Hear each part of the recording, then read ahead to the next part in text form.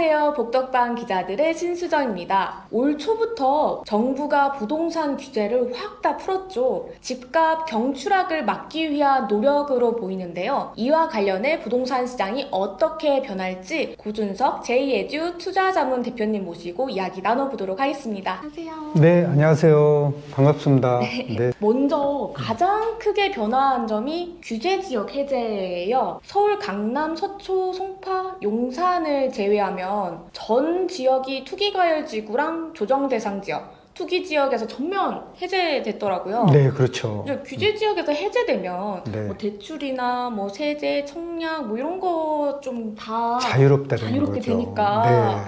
그래서 주택 규제로 약간 상가에서 네. 수익형 부동산으로 좀 빠졌던 네, 투자자들이 다시 주택으로 돌아올지. 네, 네. 그러니까 어떻게 이제 보세요? 시장을 두 개로 조금 봐야 될 것 같아요. 실수요자들 움직임하고 투자자들, 그러니까 다주택자들 움직임은 조금 다를 것 같아요. 이렇게 이제 규제가 완화됨에도 불구하고 실수요자들은 움직이는데 굉장히 제한적일 것 같아요. 왜냐하면 금리가 고금리라 대출을 끼고 내 집 마련하기에는 아직도 부담이다라는 거죠. 그렇지만 다주택자들은 상황이 좀 틀리죠. 예, 다주택자들은 뭐 세금도 이렇게 완화됐고 뭐 분양권 전매 제한도 완화됐고 실거주 의무도 완화되고 뭐 이런 것들이잖아요.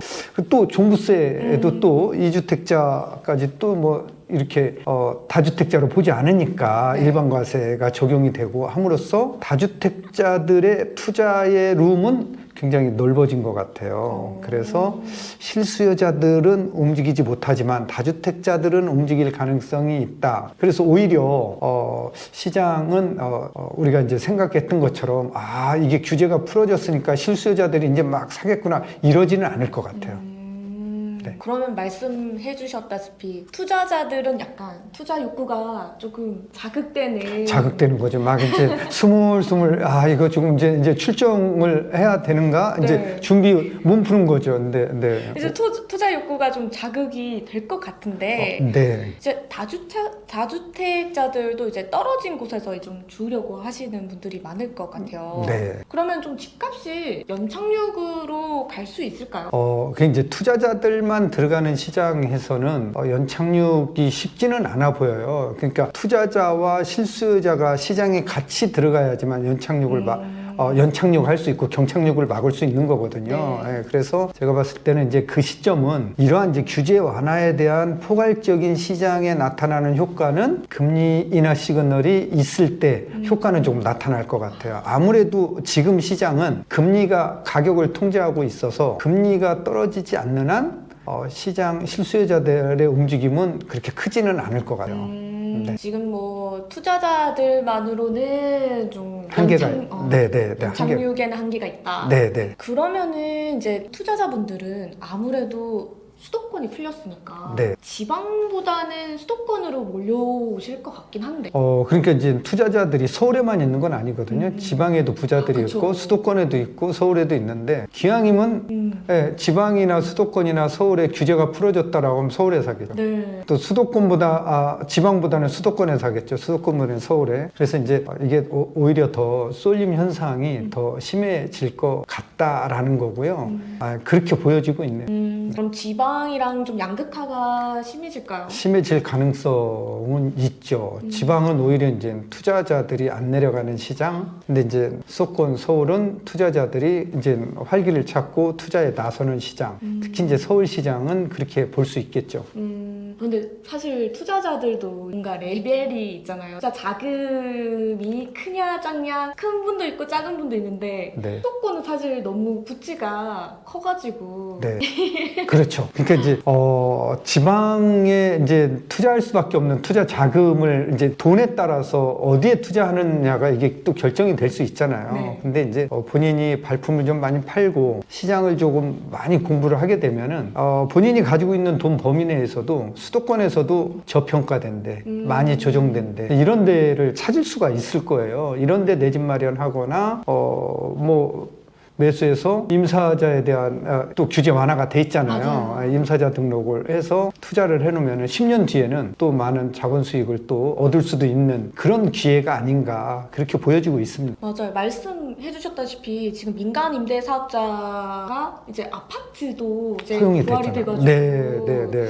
요것도 관심 많으시더라고요. 그러니까 이제 투자자들 입장에서는 예전에는 아파트는 임사자 등록 자체가 안 되고 또 사더라도 종부세 합산 과세를 하게 되니까 너무 이제 이게 투자자들이 시장에 못 들어갔는데, 그러니까 임사자 등록한 투자자들은 사실은 시장의 순기능 역할도 하는 거잖아요. 네. 정부에서 임대주택 공급에 한계가 있으니까 민간에서 공급하는 거잖아요. 그런 이제 순기능 역할을 했는데 그 자체를 막아버리니까 못했는데 이제는 이제 그런 룸이 생기니까 투자자들이 움직일 수 있다라는 거죠. 그래서 투자를 해서 두 채 이상 사서 임사자 등록을 해놓으면은 10년 동안 5%씩 분이 못 올리잖아요. 네. 그러니까 이제 임대차 시장을 안정적으로 또 끌고 갈 수 있고 또 그러한 효과는 임차인들이 이제 보는 거죠. 그래서 낙수 효과죠. 그런 효과를 임차인들한테까지 누릴 수 있는 그런 이제 좋은 방향으로 갔으면 좋겠어요. 시장에. 아니, 이게 두 채부터 되더라고요. 두 채부터 되죠. 그러면 한 채만 있던 분이 한번 한 번 더 사야죠. 아. 그러니까 1+1으로 사서 이제 등록을 해야 되는 거죠. 뭐 마트도 아니고 1+1 쉽지는 않죠. 네. 근데 그게 오히려 나을 수 있는 분이 그렇죠. 이번 규제 완화에 조금 뭐 생각을 해보셔도 좋을 것 같아요. 그러니까 이제 이렇게 규제가 완화됐을 때 움직이는 분이 있는가 하면은 규제가 완화됐어도 더 떨어질까 봐 못 움직이는 분이 계시거든요. 그렇죠. 그러니까 부자와 부자가 아닌 사람이 이제 갈리는 길목입니다. 지금 현재 길이. 그래서 부자가 되려면은 네. 좀 더 기다려야 되는 건지 어떻게 해야 지금 되나요? 움직여야 되는 건지 그게 이제 IMF 때나 금융위기 때를 보면은 답은 나와 있죠. 네. 지금 움직여야 된다는 거죠. 그래요? 네. 역사를 보면 네, 지금 네. 움직여야 된다. 그렇죠. 과거에 이제 98년 IMF 때나 2008년 금융위기 때나 지금이나 똑같은 시기거든요. 근데 지금은 외환위기도 98년 외환위기도 아니고요. 2008년 금융위기도 아니거든요. 우리나라는 위기는 아니에요. 지금. 그런데 금리만 높아서 금리가 가격을 통제해서 가격이 지금 떨어지는 이런 시국인데 위기는 없거든요, 지금. 근데 금리 때문에 떨어지는 이런 시장에서 그러면은 이렇게 규제가 완화됐는데 어떻게 할 거냐. 과거의 사례를 좀 한번 봐라.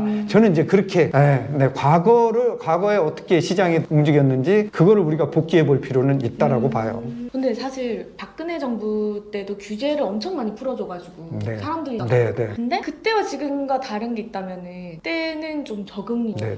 사실 그것 때문에 사람들이 너무 고민을 하는 거죠. 그때 이제 어떤 차이가 있었냐면요. 그때 지금 이제 지난달까지 평균 한국은행 기준금리는 3.25였지만 주택담보대출 평균 금리는 5%가 안 되는 걸로 발표되고 있어요. 그런데 박근혜 정부 때도 4%에서 6% 사이였거든요. 금리가 주택담보대출 금리가 네. 그렇다라고 하면 무슨 차이냐? 박근혜 정부 때는 거치 기간을 줬어요.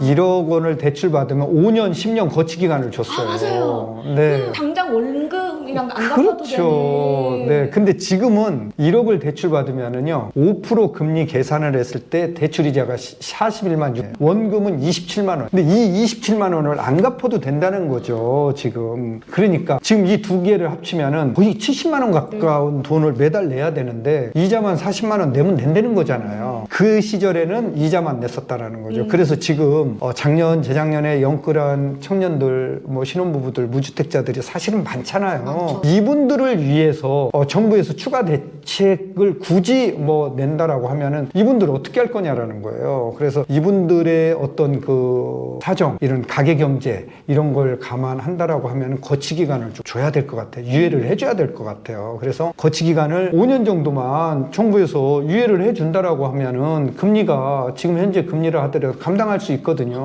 네, 이제 이거를 저는 뭐 좀 진짜 얘기하고 싶어요. 네.